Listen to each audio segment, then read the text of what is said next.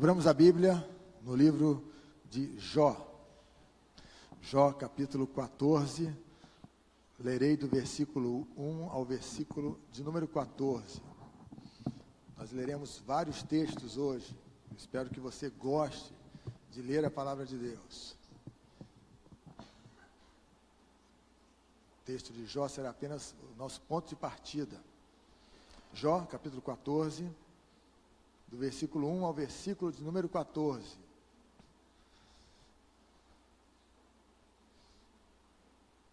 iPhone é legal, toda essa tecnologia é legal, mas esse farfalhar das páginas da Bíblia é impagável.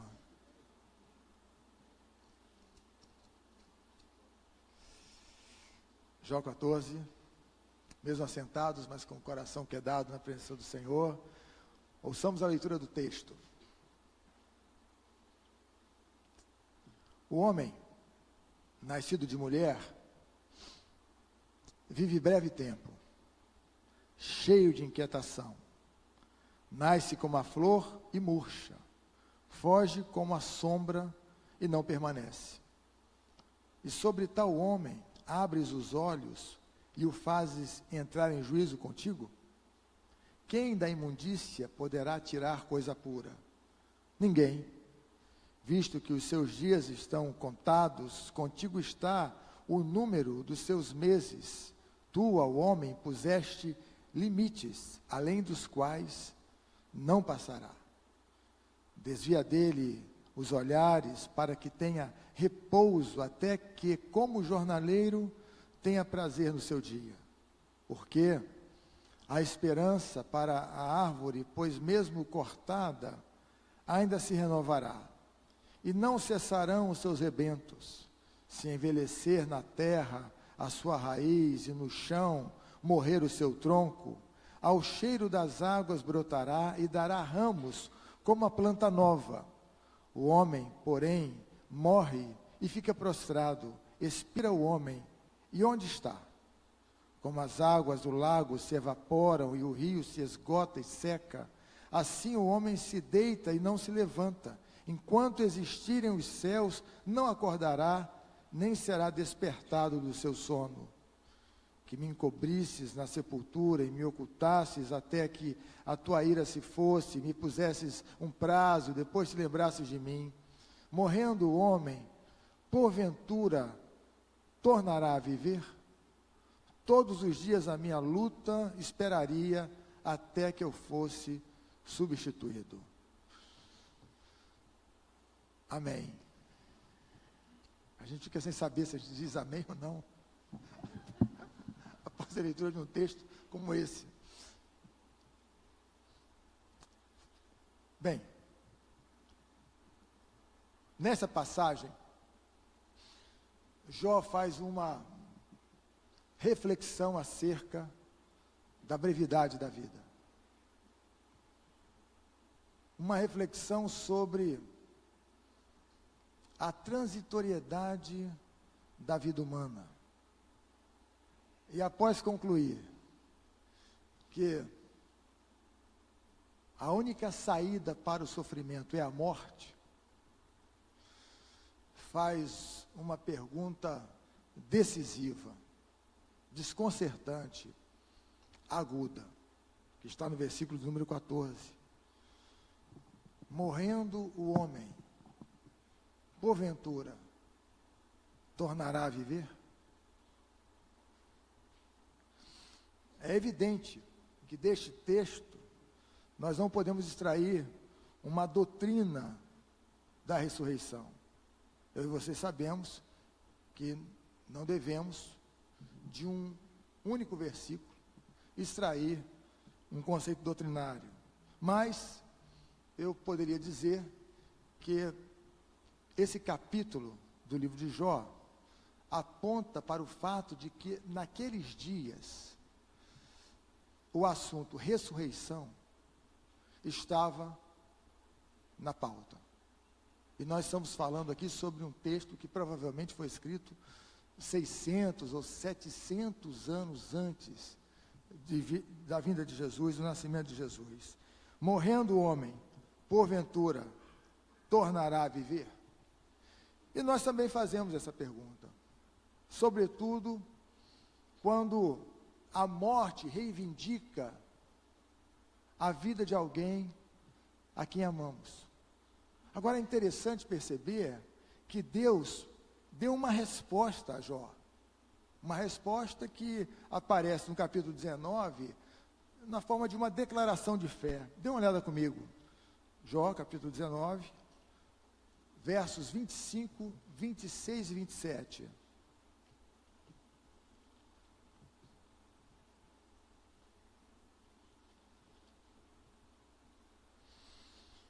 Porque eu sei que o meu Redentor vive, e por fim se levantará sobre a terra. Depois, revestido este meu corpo da minha pele, em minha carne verei a Deus.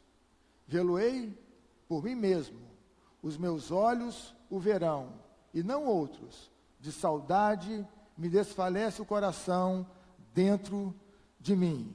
Então vejam que mensagem extraordinária. Quando tudo o que Jó possuía se perdeu,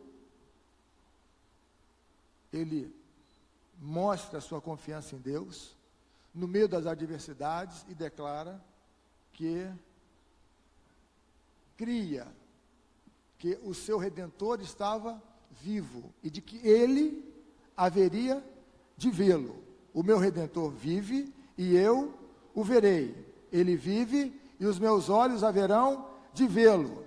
Então notem, apesar das perdas, das aflições, das dificuldades, dos problemas, das situações adversas, eu e você, à semelhança de Jó, podemos afirmar que o nosso Redentor vive e que nós haveremos de vê-lo. Trata-se de uma afirmação extraordinária. Se o nosso pastor estivesse aqui, por certo, ele nos diria: se vocês entenderem essa passagem, terão entendido todo o Evangelho. Não é? Então nós não sabemos o que o amanhã nos reserva, mas sabemos que o nosso Redentor vive e que haveremos de vê-lo. Essa é a mensagem inicial de Jó. E isso para nós é suficiente. Ele vive e nós o veremos. Vejam que no versículo número 26, do capítulo 19, ele diz, dirigido pelo Espírito Santo, evidentemente: em minha carne verei a Deus. Então, trata-se de um corpo na presença de Deus com todas as suas funções. Logo, conquanto não estejamos autorizados a, vamos dizer assim, a construir uma doutrina da ressurreição do corpo, tendo como base este capítulo do livro de Jó, parece-me razoável afirmar que este capítulo evoca a ideia de um corpo ressuscitado.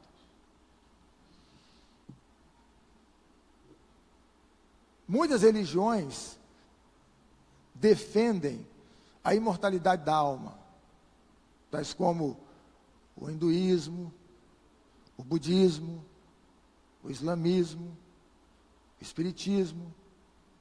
No entanto, somente o cristianismo defende a ressurreição plena do corpo.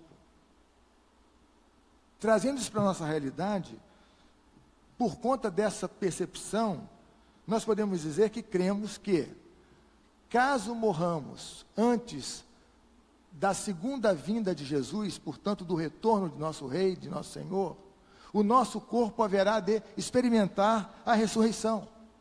E esta convicção está baseada no acontecimento mais importante da história, na verdade culminante da fé, a ressurreição de Jesus. Portanto, baseada num fato, num evento, numa realidade histórica. Abra comigo a sua Bíblia, por favor, em Atos dos Apóstolos, capítulo 13. Mantenha a sua Bíblia aberta, porque leremos alguns textos até o fim deste sermão. Atos 13, a partir do versículo número 32. Olha o farfalhar de novo aí.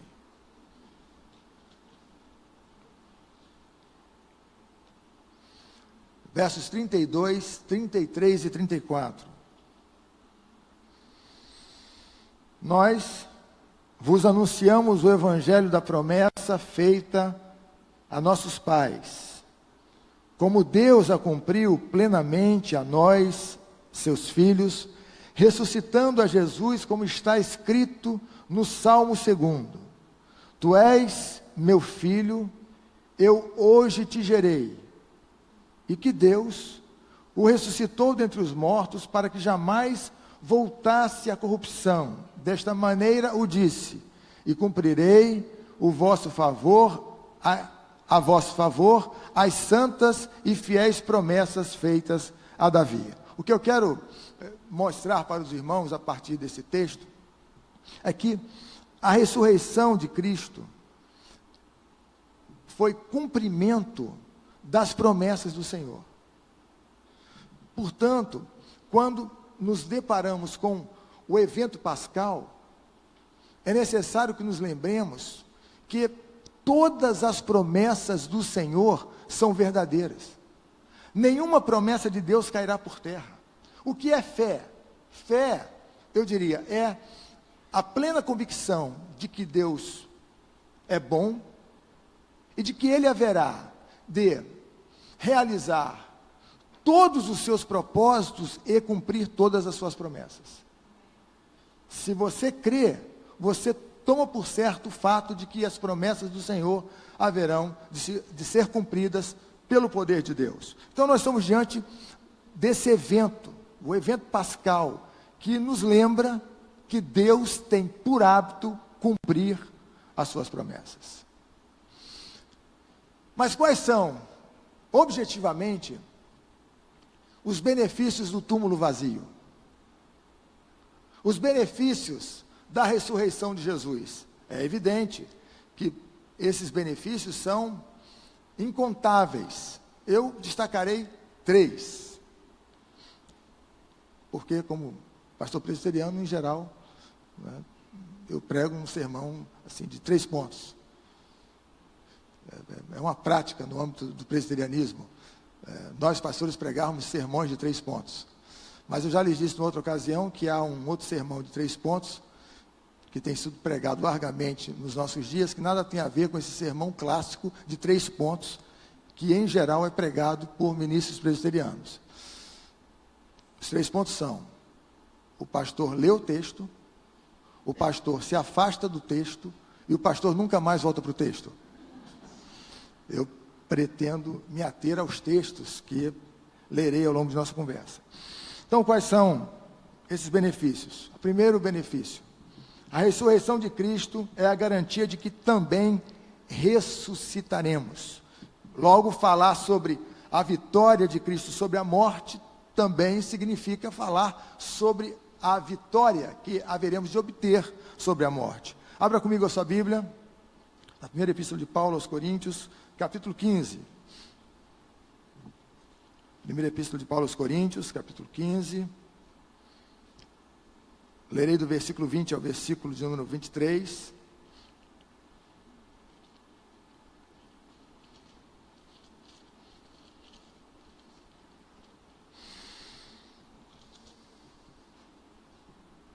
Onde está dito: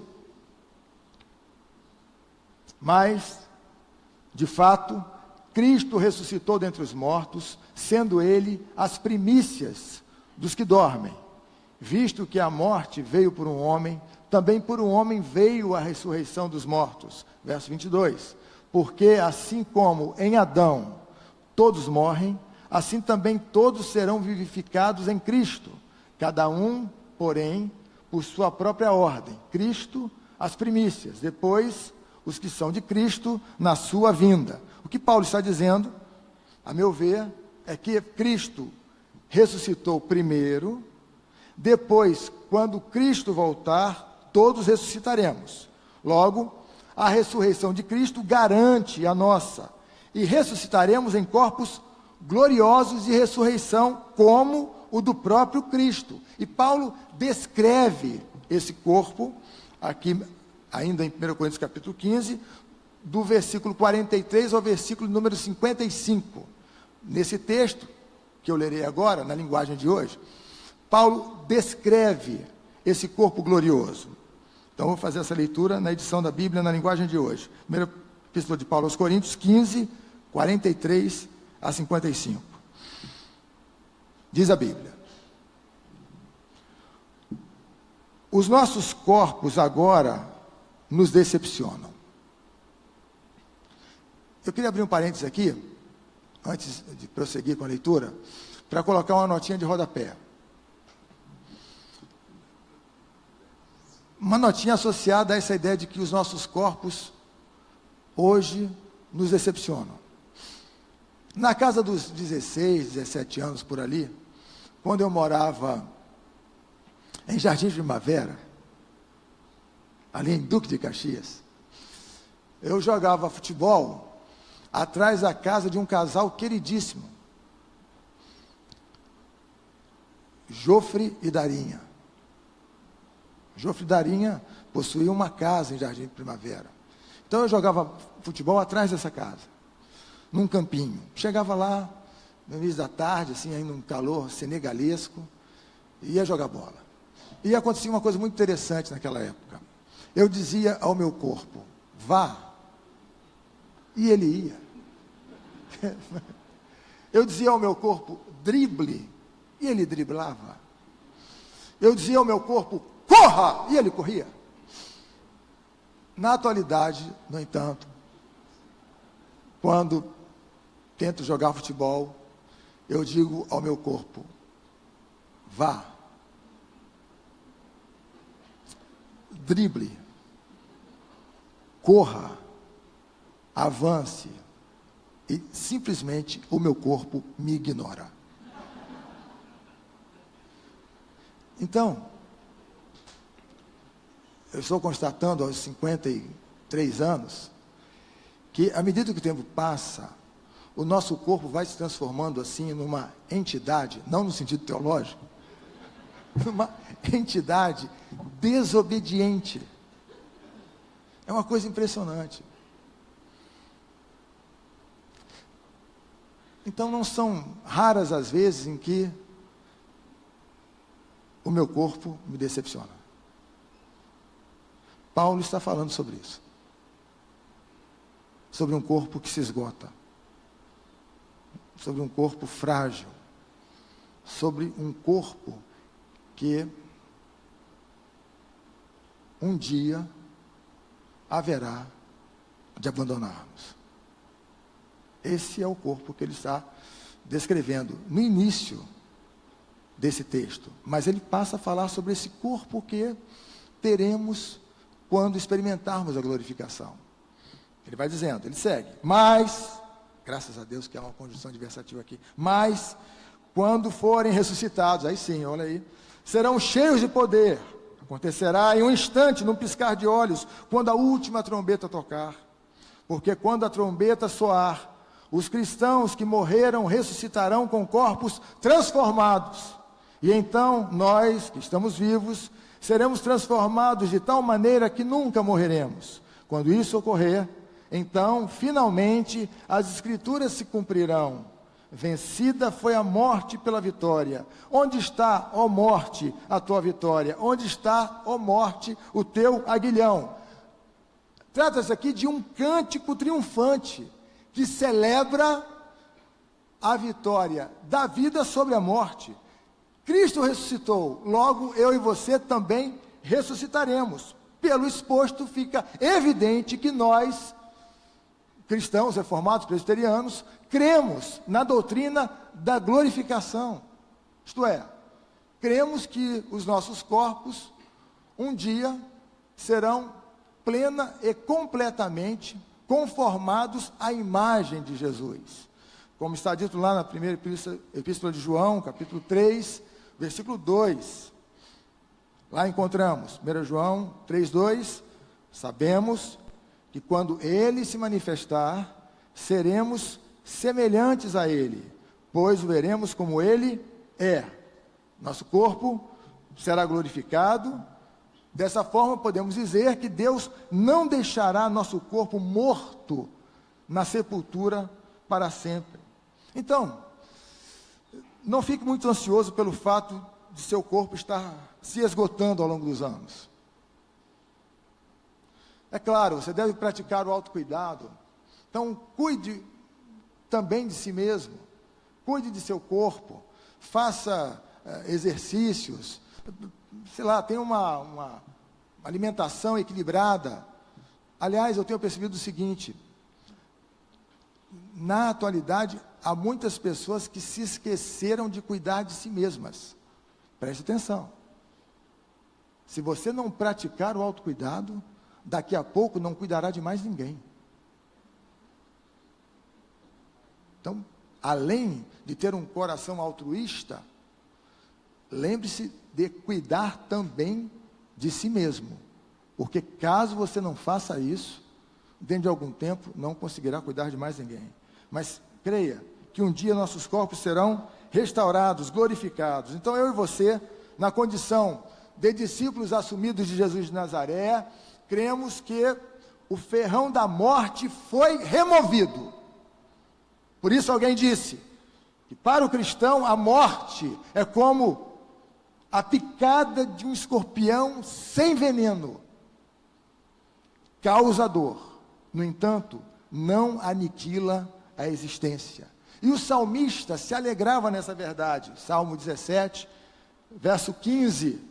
Eu, porém, na justiça contemplarei a tua face. Quando acordar, eu me satisfarei com a tua semelhança. Então, a ideia é que nós nos alegremos nessa verdade. A ressurreição de Cristo garante a nossa ressurreição. É fato que com a passagem do tempo através de nosso corpo, eu e você nos sentimos esgotados, cansados.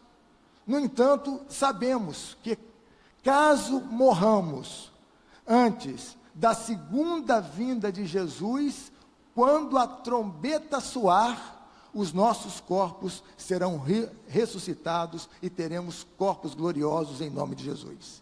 Amém?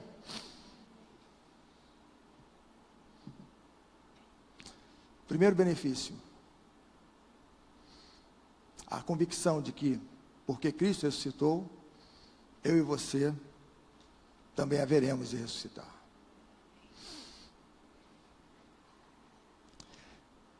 Um segundo benefício, a ressurreição de Cristo garante-nos o perdão de Deus. 1 Coríntios 15, verso 17, onde está dito: e se Cristo não ressuscitou, é vã a nossa fé e ainda permaneceis nos vossos pecados. A questão do apóstolo Paulo aqui é séria. Se Cristo não houvesse ressuscitado, não haveria perdão de pecados. Se ele não houvesse ressuscitado, jamais saberíamos se o Pai havia ou não aceitado seu sacrifício expiatório. Essa é a questão do apóstolo Paulo aqui. Mas, como afirma o apóstolo, como eu e você sabemos, Cristo ressuscitou dentre os mortos. Ao ressuscitá-lo, o Pai Celestial demonstrou de forma cabal que aprovou o sacrifício expiatório realizado pelo seu Filho. Deixou claro que Jesus não morreu em vão. Agora pensem comigo, se Jesus não houvesse ressuscitado dos mortos, e ainda, se seu sacrifício não tivesse sido aceito, não teríamos motivos para estar aqui. Se Cristo não houvesse ressuscitado, o nome de Jesus seria apenas mais um nome. Se Cristo não houvesse ressuscitado, a cruz seria esquecida. O Natal não seria celebrado. A igreja não existiria.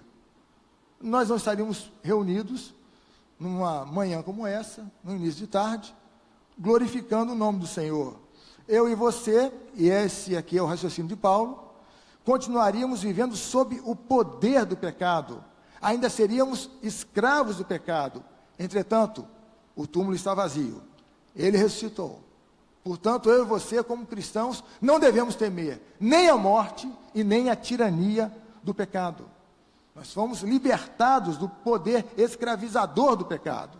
Em Romanos capítulo 6, verso 4, a Bíblia diz: fomos, pois, sepultados com ele na morte pelo batismo, para que, como Cristo foi ressuscitado dentre os mortos, pela glória do Pai, assim também andemos nós em novidade de vida. Então, este texto nos ensina que, por sua ressurreição, Cristo nos abre o acesso para uma nova vida. Uma vida caracterizada pela vitória, tanto sobre a morte quanto sobre o pecado.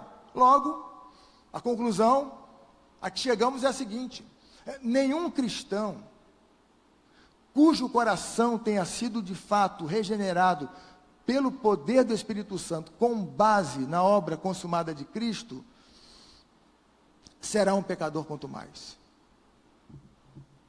Nenhum cristão que realmente tenha nascido de novo viverá tranquilo em seus pecados. 1 João capítulo 3, verso 9. Todo aquele que é nascido de Deus não vive na prática do pecado, pois o que permanece nele é a divina semente. Ora, esse não pode viver pecando porque é nascido de Deus. Notem que João não está dizendo que o cristão, em razão de ser cristão, não peca. O que se afirma no texto é que, em razão de termos sido, eu e você, alcançados pelo poder do Evangelho e regenerados pelo Espírito Santo com base na obra completada de Cristo, não viveremos na prática do pecado. Então o cristão é aquele que combate o pecado em sua vida, é aquele que avança na santificação. Então jamais nos entregaremos à prática do pecado, ao contrário, procuraremos viver uma vida santa, vida esta que haverá de glorificar o nome do Senhor. Todos os discípulos de Cristo procurarão, portanto, seguir seus passos. E aqui cabe uma fala de Agostinho, muito interessante. Ele vai fazer a seguinte pergunta: o que é seguir? Se não imitar. Seguir a Cristo não significa imitá-lo? Então, é evidente que os seguidores assumidos de Jesus de Nazaré procurarão viver uma vida santa, seguindo assim os passos do Senhor. Agora, abra comigo a sua Bíblia, em Romanos capítulo 6, vamos lá. Romanos 6, a partir do versículo número 1.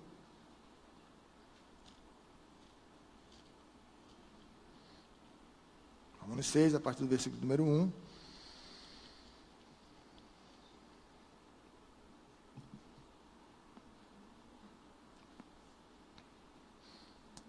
Aqui o apóstolo Paulo vai defender um conceito doutrinário importante. Romanos, capítulo 6, a partir do versículo número 1. Acompanhe aí a leitura. Que diremos, pois? Permaneceremos no pecado para que seja a graça mais abundante? De modo nenhum. Como viveremos ainda no pecado nós, os que para ele morremos? Ou, porventura, ignorais que todos nós que fomos batizados em Cristo Jesus, fomos batizados na sua morte? Fomos, pois, sepultados com ele na morte pelo batismo, para que, como Cristo foi ressuscitado dentre os mortos pela glória do Pai, assim também andemos nós em novidade de vida. Trata-se realmente de uma nova vida. Porque se fomos unidos com ele na semelhança da sua morte, certamente o seremos também na semelhança da sua ressurreição. Sabendo isto, que foi crucificado com ele o nosso velho homem, para que o corpo do pecado seja destruído e não sirvamos o pecado como escravos. Porquanto, quem morreu está justificado do pecado. Ora, se já morremos com Cristo, cremos que também com ele viveremos.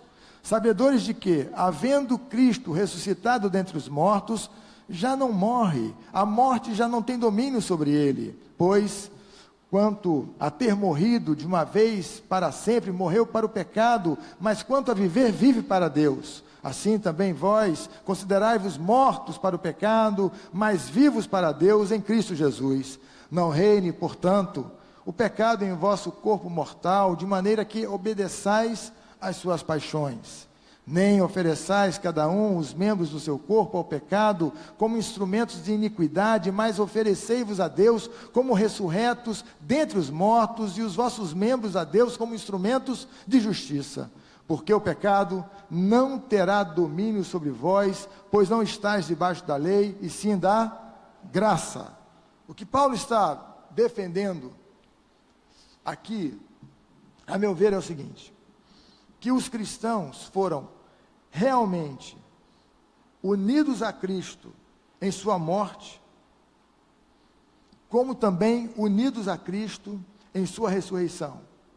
Se nós quiséssemos sintetizar a leitura que acabamos de fazer, poderíamos sintetizá-la com as seguintes palavras: estamos mortos para o pecado, contudo, vivos para Deus. Não somos nós mesmos, pertencemos a Deus. Sabemos que vivemos para cumprir os propósitos de Deus. Sabemos que existimos para realizar a vontade de Deus, porque nós somos do Senhor. Nós experimentamos a morte com Cristo e também, do ponto de vista espiritual, experimentamos a ressurreição com Cristo. Nascemos para vivermos uma nova vida. Então, eu e você vivemos em novidade de vida. É o que o texto está dizendo. Agora, trata-se aqui de algo que você poderia dizer para si mesmo com convicção? Que você vive em novidade de vida. É exatamente isso que o texto está dizendo. Que embora não estejamos isentos da contaminação do pecado, não somos mais escravos do pecado. Logo, podemos e devemos viver essa nova vida.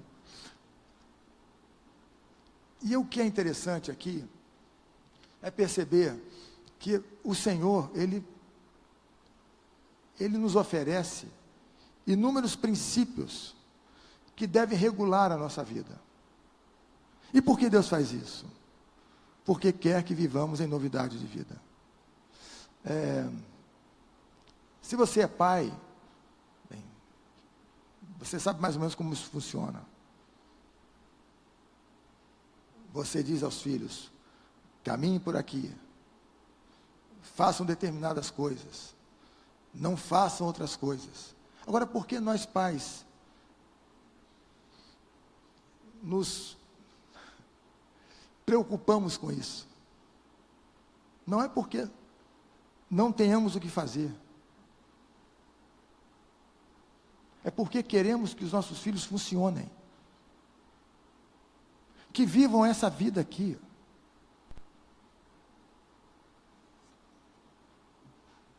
Que sejam indivíduos bem-sucedidos. Que no trato com a vida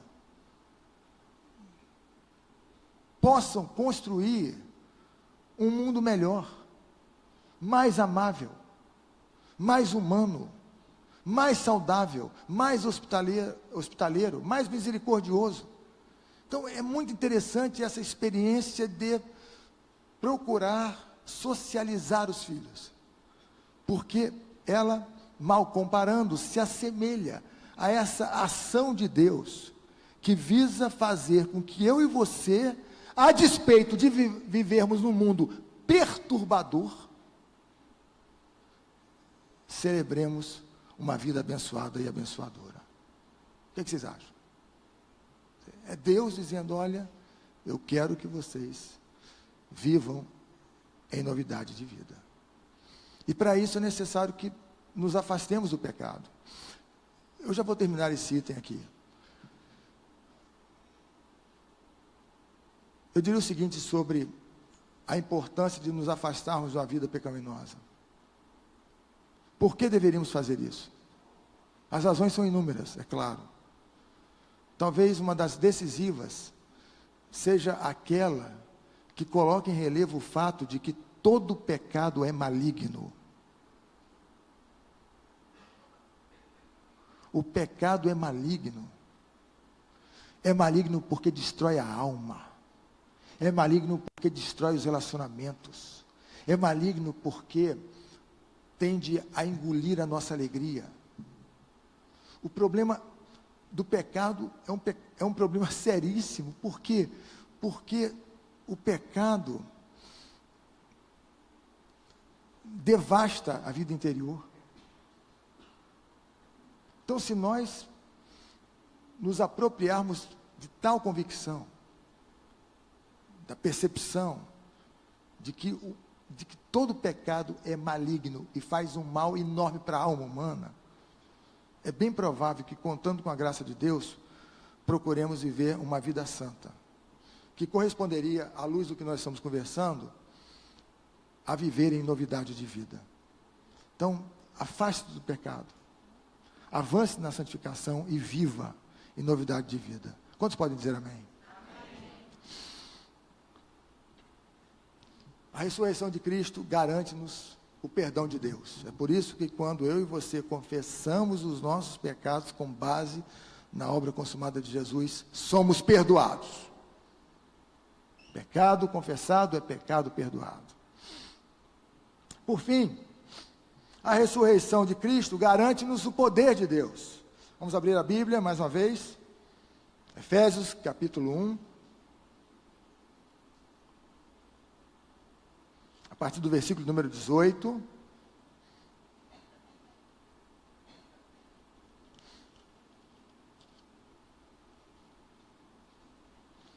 Efésios capítulo 1, a partir do versículo número 18.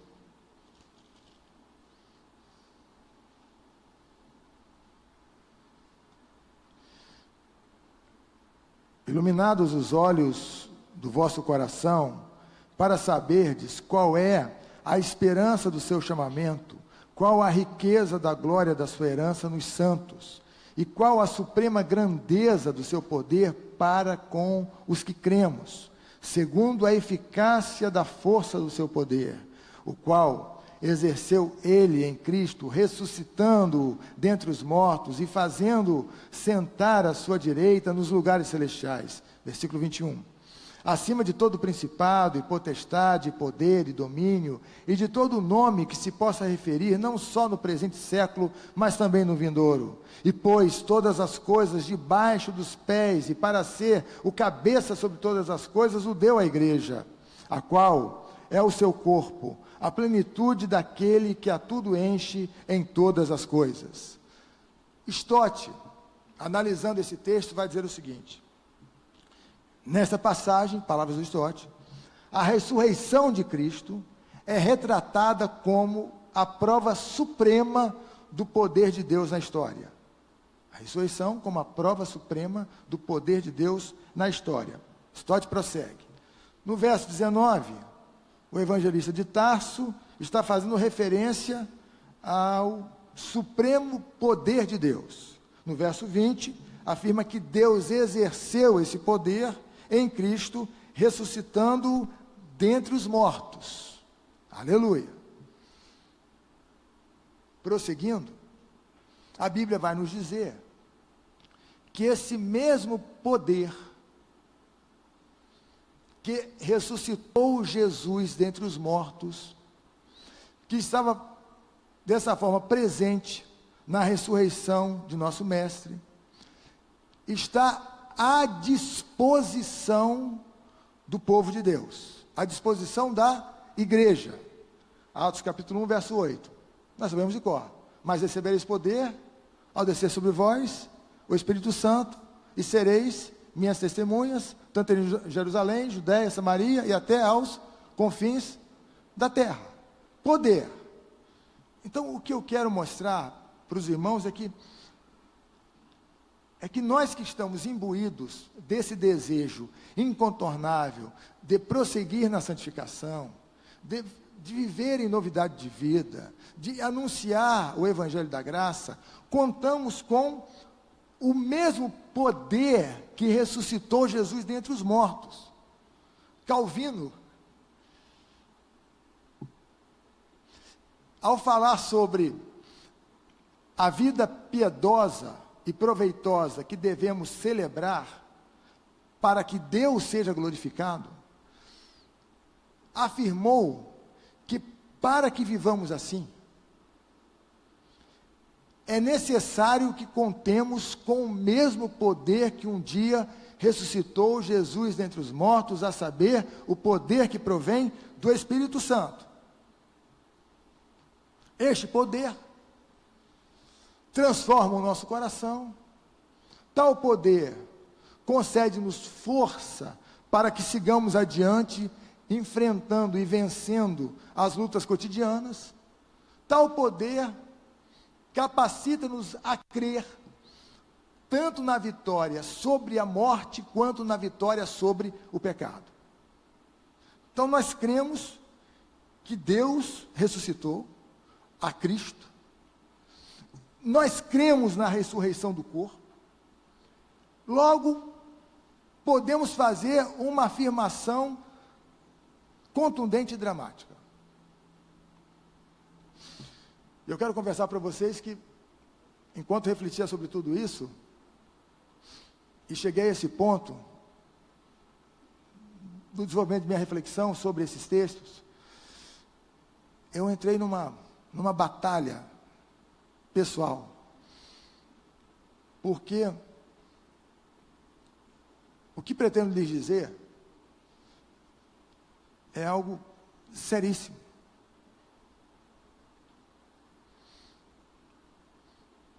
Ao longo desses anos, um preâmbulozinho, ao longo desses anos, na condição de pastor, eu fiz diversos ofícios fúnebres. Perdi amigos, irmãos amados, perdi familiares. Eu sei que o tempo passa e que a passagem do tempo através do nosso corpo vai nos esgotando. Isso quer dizer que chegará o dia em que eu e você nos depararemos com a morte, caso Jesus não volte antes. Então, nós estamos diante de uma questão muito séria. Mas, após termos lido a Bíblia e verificado que Cristo ressuscitou e que nós também haveremos de ressuscitar, e que os nossos queridos que morreram em Cristo haverão de ressuscitar, eu posso lhes dizer o seguinte, que a morte não mata.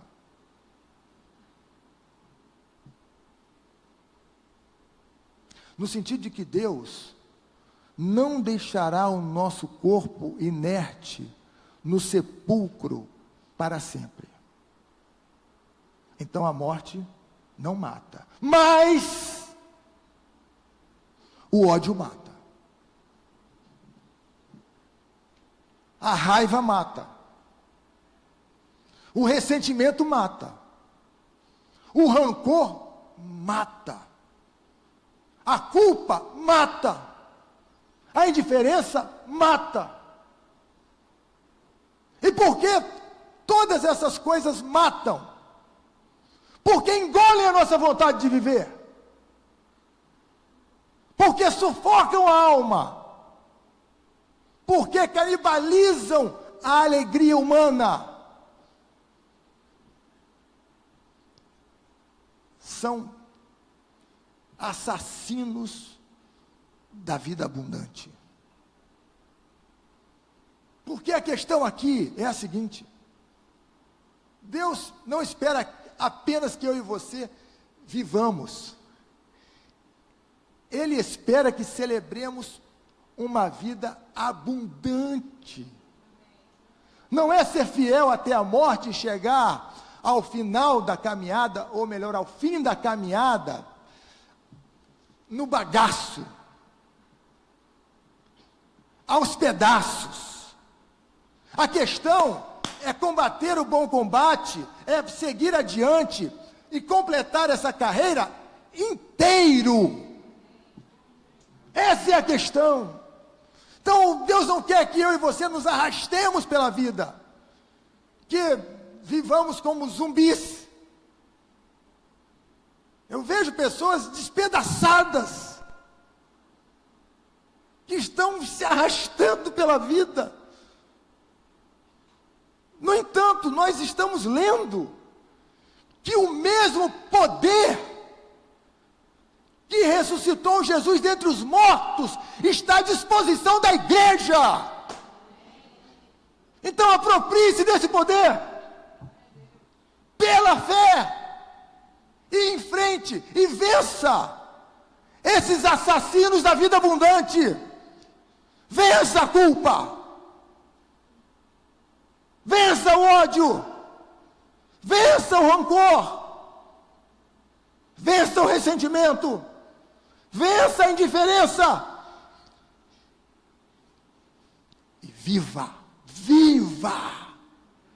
porque Cristo ressuscitou para que eu e você vivamos. O túmulo está vazio. Cristo ressuscitou. Ele vive. E os nossos olhos haverão de vê-lo. Até lá, vamos brigar a boa briga e seguir adiante, contando com o poder do alto, vencendo todos os assassinos da vida abundante, para que as pessoas olhem para nós e digam: Deus é Deus, Deus age, Deus abençoa, Deus concede força para que as pessoas vivam, e vivam bem, com alegria, com entusiasmo, com fervor. Então, em nome de Jesus, que neste domingo pascal, você abandone essa vida morna, e passe a viver.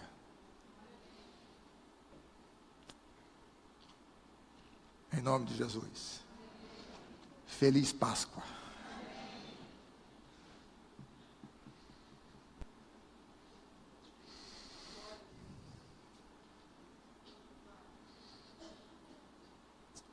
Páscoa é recomeço. Como eu mandei para vocês hoje, para muitos de vocês pelo menos, um texto, onde eu dizia o seguinte: onde havia um ponto final, Deus colocou uma vírgula.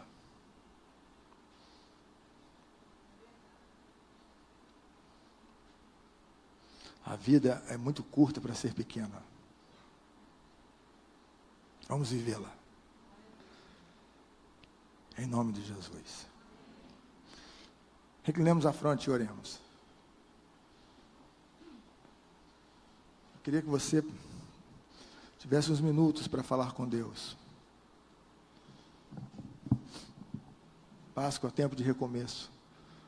Quais são os nossos sonhos que precisam reviver neste domingo? Os relacionamentos que precisam ser ressuscitados nesta tarde pascal.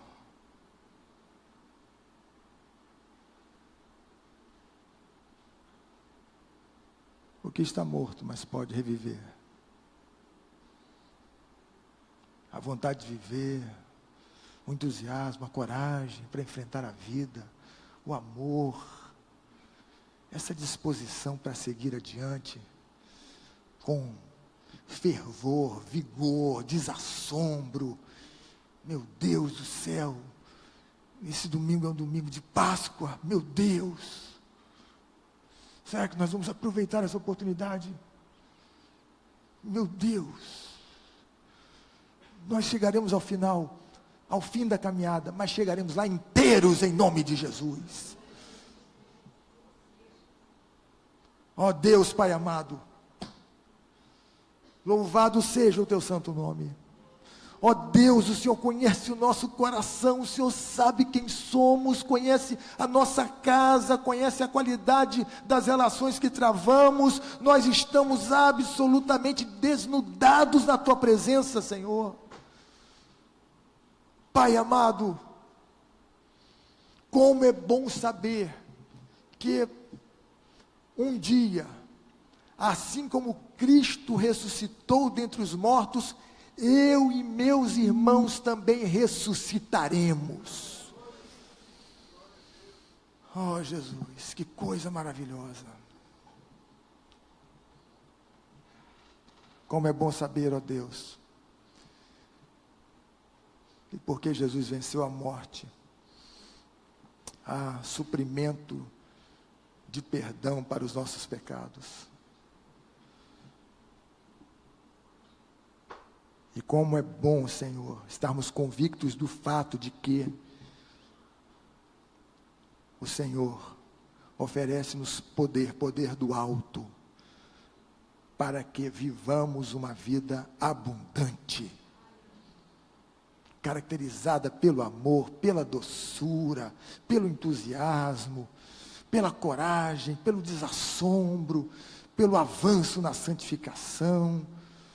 Ó Deus, que neste domingo o Senhor faça com que os sonhos colocados por Ti mesmo em nosso coração ressuscitem. Que o Senhor faça com que ideias ressuscitem, com que projetos ressuscitem, em nome de Jesus.